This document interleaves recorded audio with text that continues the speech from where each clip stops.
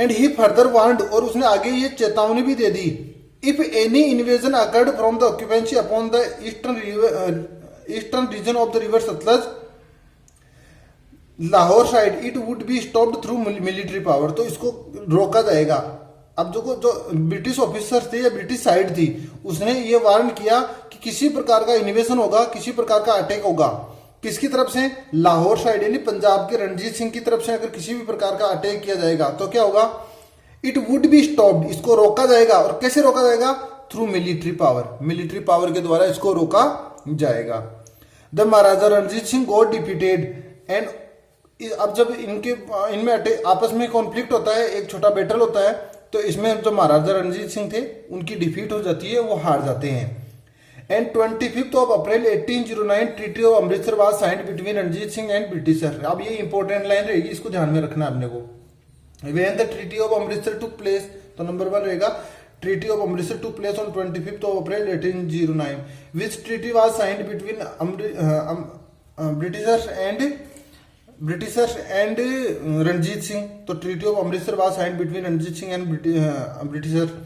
Between whom the treaty of Amritsar was signed, तो इसका answer रहेगा between the Ranjit Singh and Britishers the treaty of Amritsar was signed.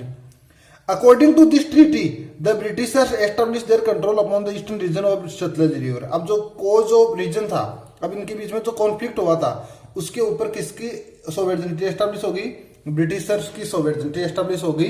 और जो रणजीत सिंह थे उसने अपना वहां पर जो सोवेरेनिटी चाह रहे थे उसको उन्होंने छोड़ दिया। अब उन्होंने ये वो जो अपना इच्छा थी उस इच्छा का दमन कर लिया, उसको छोड़ दिया उस इच्छा को। Relations with britisher remained cordial, cordial का मतलब था आत्मीय, उनके साथ अच्छे रिलेशंस रहे during the rain of Ranjit Singh. जब रणजीत सिंह जब तक रहे, रणजीत सिंह जब तक रूलर बनकर रहे, तब तक उनके बीच में रिलेशंस थे ब्रिटिशर्स के साथ में अच्छे रहे। ब्रिटिशर्स एंड रणजीत सिंह के रिलेशंस कॉर्डियल रहे, अच्छे रिलेशंस रहे। But after the death of Ranjit Singh की डेथ हो जाती है। तो डेथ कब होती है, 27 ऑफ जून 1839। अब ब्रिटिशर्स यहाँ पर इसको ऑक्यूपाई करना चाहते हैं पंजाब को after the death of Ranjit Singh. Several groups began to rise in the court.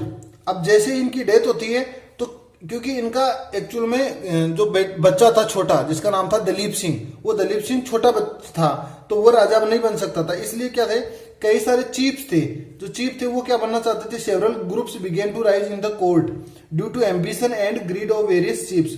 कई सारे चीफ थे वो ग्रीडी बन गए थे, लालची बन गए, एम्बिशियस बन गए कि हमें रूलर बन जाना चाहिए। तो इसके कारण से कई सारे ग्रुपों में कॉन्फ्लिक्ट स्टार्ट हो गया, मतलब एक स्ट्रगल फॉर सक्सेशन स्टार्ट हो गया कि अब राजा कौन बने, अब रूलर कौन बने यहाँ का पंजाब का। तो बने कौन एक्चुअल में, खड़क सिंह बिकेम द रूलर। खड़क सिंह नाम के एक पर्सन था, एक चीफ था जो यहाँ का रूलर बन गया। लेकिन but he was not a skilled administrator, लेकिन वो अच्छे से एडमिनिस्ट्रेटर नहीं थे। बनने को तो खड़क सिंह बन गए but he was not a skilled administrator, due to which the interference of Dogra brothers increase in the court.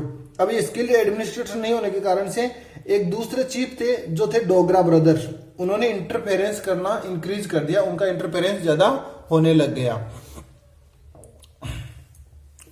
The Britishers took advantage of this mall administration. Mall administration कुशासन, ये कुप्रशासन था इसका, ये जो अव्यवस्था होती है, जो काओस हो रखा था, इस चाओस का फायदा बेनिफिट किसने उठाया, ब्रिटिशर्स ने उठाया। They took advantage of this maladministration and created such circumstances, और ऐसी परिस्थितियां बनाई that war started between the Britishers and the Punjab.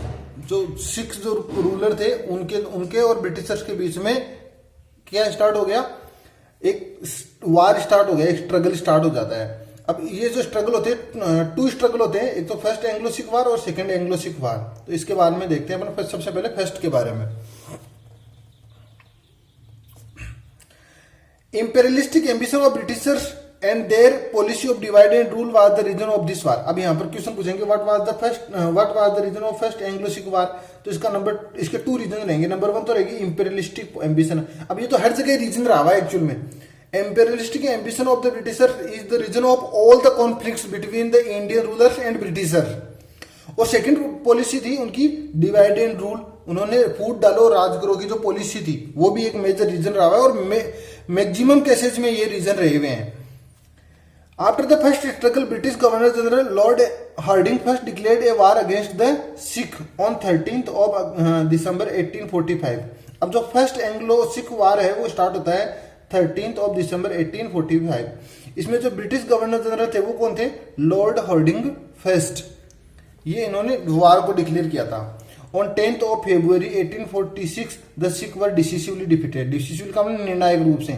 वास्तव में वो इसमें जो फर्स्ट एंग्लो सिख वार था इसका जो रिजल्ट ये रहा कि Sikh were defeated in this battle.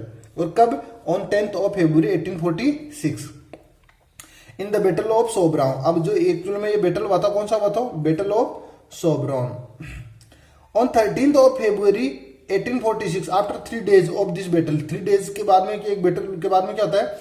The Britishers occupied Lahore. उन्होंने लाहौर को ऑक्यूपाई कर लिया, उस पर अपना रूल एस्टेब्लिश कर लिया, अपना कंट्रोल एस्टेब्लिश कर लिया। The treaty of Lahore took place on 1st of March 1846। अब देखो एक ट्रीटी होती है, treaty of Lahore after the first Anglo Sikh war. जो सबसे पहले होती है रणजीत सिंह और ब्रिटिशर्स के बीच में, वो थी ट्रीटी ऑफ अमृतसर। और जो फर्स्ट एंग्लो सिख वार का जो रिजल्ट था वो कौन सी ट्रीटी थी? Treaty of Lahore. That treaty took place on the 1st of March 1846।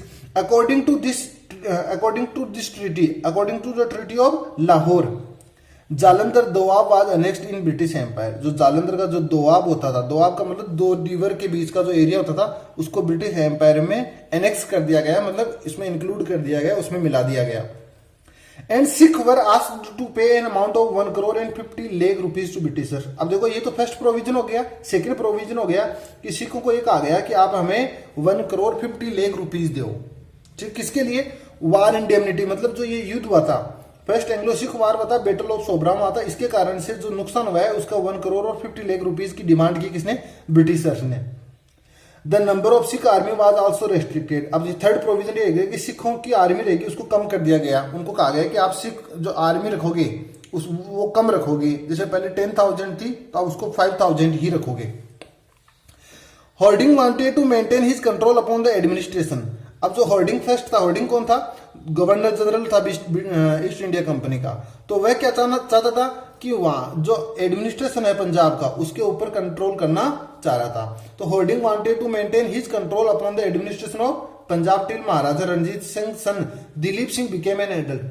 तो अब कब तक चाहता था कि जो दिलीप सिंह था, दिलीप सिंह कौन था? महाराजा रणजीत सिंह का बेटा था, जो पहले बिल्कुल छोटा था।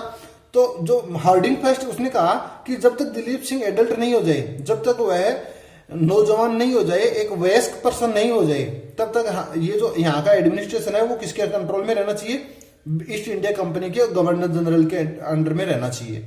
Therefore a supplementary treaty of Bhairowal was signed on 26 December 1846। यहाँ पर एक दूसरी ट्रीटी होती है सप्लीमेंट्री का, मतलब पूरी ट्रीटी होती है। कौन सी होती है? Treaty of Bhairowal. और कब होती है? 26 of December 1846। According to this treaty Britishers became the owner of the part of Punjab. इस ट्रीटी के अकॉर्डिंग जो ब्रिटिशर्स थे वो ऑलमोस्ट कंप्लीट पंजाब के ओनर बन गए। डायरेक्टली नहीं बट इनडायरेक्टली। जब तक दिलीप सिंह एडल्ट नहीं हो तब तक वो उनको एडमिनिस्ट्रेशन मिल गया, लेकिन वो कंप्लीटली इसको एनेक्स करना चाहते थे पंजाब को। इसलिए उन्होंने क्या किया? सेकेंड एंग्लो सिख वार स्टार्ट किया। और उसके बाद में ये सेकंड एंग्लो सिख में कंप्लीटली जो पंजाब था उसको डिफीट कर दिया गया, और जो पंजाब था उसको किसमें मर्ज कर दिया गया? मिला दिया गया, ब्रिटिश एम्पायर में मर्ज कर दिया गया। ड्यूरिंग 1847 टू 1848, 1847 से 1848 के बीच में the Britishers made such reforms which were anti Sikh. अब जब ब्रिटिशों के अंडर में आ गए थे after the treaty of Bhairowal, the British was under the control of, under the administration of Britishers. तो उन्होंने जो रिफॉर्म किए, कुछ ऐसे सुधार करने की कोशिश की, लेकिन वो सुधार कैसे थे? एंटी सिख थे, सिखों के खिलाफ थे। वो नहीं चाहते थे, उनके सोशल सिस्टम को नुकसान हो रहा था, उनका कल्चरल सिस्टम को नुकसान हो रहा था, इसलिए वो एंटी सिख कहलाए। The soldiers who were release from military service were unsatisfied. अब देखो एक ट्रीटी जो आपने पहले पढ़ा था अपन, ट्रीटी ऑफ लाहौर, जिसमें क्या किया गया था कि जो सिख आर्मी थी उसको कम कर दिया गया था। तो 10,000 की 5,000 का जो मैंने आपको एग्जांपल बताया था, तो जो जिनको निकाल दिया गया था वो कैसे, वो जो सोल्जर्स थे वो अनसेटिस्फाइड थे। वो चाहते, वो कहा कि हम क्या करें।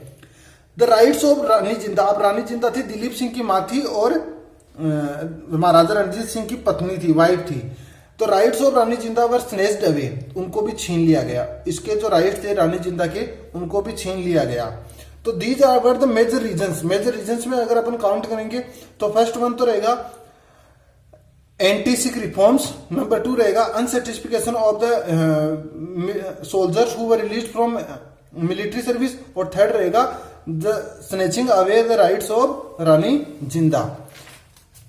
She wanted to avenge this, वह इसको चेंज करना चाहती थी, ये जो उसके राइट्स को स्नेच किया गया था उसको वो बदला लेना चाहती थी, अवेंज करना चाहती थी उसको।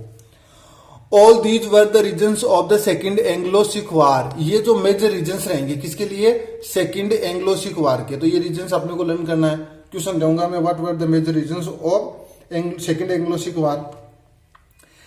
Excessive internal interference of the resident and British Governor General Lord Dalhousie's desire of British rule upon Punjab were the reasons which made the second Anglo Sikh war inevitable, unavoidable, जिसको टाला नहीं जा सके।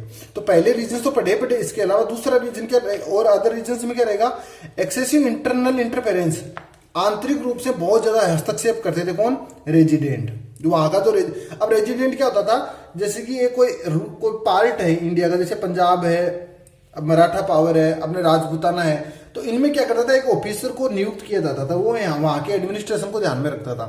तो वहां का जो रेजिडेंट था, the resident of Punjab, he used to do excessive internal interference, जो एडमिनिस्ट्रेशन बहुत ज्यादा वो इंटरफेरेंस करते थे।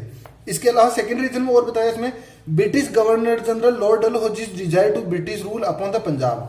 लॉर्ड डलहौजी क्या चाहता था कि इस पूरे पंजाब को ऊपर डायरेक्टली रूल करना चाह रहा था। And the reasons which were made second Anglo Sikh war inevitable, इसके कारण से इनएविटेबल का मतलब जिसको छोड़ा नहीं जा सके, जिसको अवॉइड नहीं किया जा सके, जिसको टाला नहीं जा सके, इस प्रकार की कंडीशंस बन गई। With governor general lord Dalhousie declaration on A final war against the Sikh, और जो गवर्नर जनरल लॉर्ड डलहौजी थे उन्होंने क्या कर दिया, फाइनल वार का डिक्लेरेशन कर दिया against the Sikhs. The Sikh started on 10th of October 1840, the war started on 10th of October 1848, जो वार था वो स्टार्ट कब होता है, 10th of October 1848, and ended on 13th of March 1849। Starting date और एंडिंग डेट दोनों आ गई। अब जैसे एंड होता है उसके साथ में क्या होता है, सरेंडर ऑफ द सिख्स, सिखों ने सरेंडर कर दिया, such as Sher Singh, Chhatar Singh, Mulraj and others, ये जो मेजर चीफ्स थे इन्होंने सरेंडर कर दिया, इन्होंने आत्मसमर्पण कर दिया, ब्रिटिशर्स की अधीनता स्वीकार कर ली उन्होंने। Dalhousie annexed Punjab in British India, उन्होंने ब्रिटिश इंडिया में इंक्लूड कर लिया किसको, पंजाब को, through a declaration made on 29th of March 1849। जो वार होता है एंड होता है 13th of March 1849 को, और 29th of March 1849 को इसको डिक्लेरेशन कर दिया गया, पंजाब को ब्रिटिश इंडिया में इंक्लूड कर लिया गया, मर्ज कर दिया गया। अलोंग विद दिस डिक्लेरेशन, इस डिक्लेरेशन के साथ में ही Punjab lost its status of an independent state, Punjab ने इंडिपेंडेंट स्टेट का जो स्टेटस था वो स्टेटस को लॉस्ट यानी उसको खो दिया। अब इंडिपेंडेंट स्टेट नहीं रहा पंजाब, अब किस पर डिपेंड हो गए, वो भी किसके अंडर में आ गए, ब्रिटिशर्स के अंडर में आ गए। चलिए अब मैं आपको, ये तो कंप्लीट होता है, अब कल से अपना फ्रीडम स्ट्रगल ऑफ 1857 स्टार्ट होगा, इसके बारे में अपन स्टार्ट करेंगे। अब मैं आपको बता देता हूं अभी तक अपन ने क्या क्या कंप्लीट कर लिया है। अपन ने जो ब्रिटिश रूल का जो फर्स्ट फेज था 1600 से लेकर 1764 तक, बैटल ऑफ बक्सर तक, वो कंप्लीट कर लिया। उसके बाद में सेकंड पार्ट में अपन ने जो तैयार किया था वो किया था। अब जो सेकंड जो फेज है उसमें वो 1764 से स्टार्ट होता है और 1857 तक चलता है। तो इसको अपन ने 3 पार्ट बनाए, स्ट्रगल विथ मराठास, इसके बाद में स्ट्रगल विथ मैसूर, और उसके बाद में लास्ट रहेगा स्ट्रगल विथ पंजाब। तो ये अपन ने कंप्लीट कर लिया है, आप इसको अच्छी तरीके से तैयार कर लें यहाँ तक के चैप्टर को। उसके बाद में आगे का जो रहेगा फ्रीडम स्ट्रगल ऑफ 1857, ये अपन कल तैयार करेंगे। Thank you.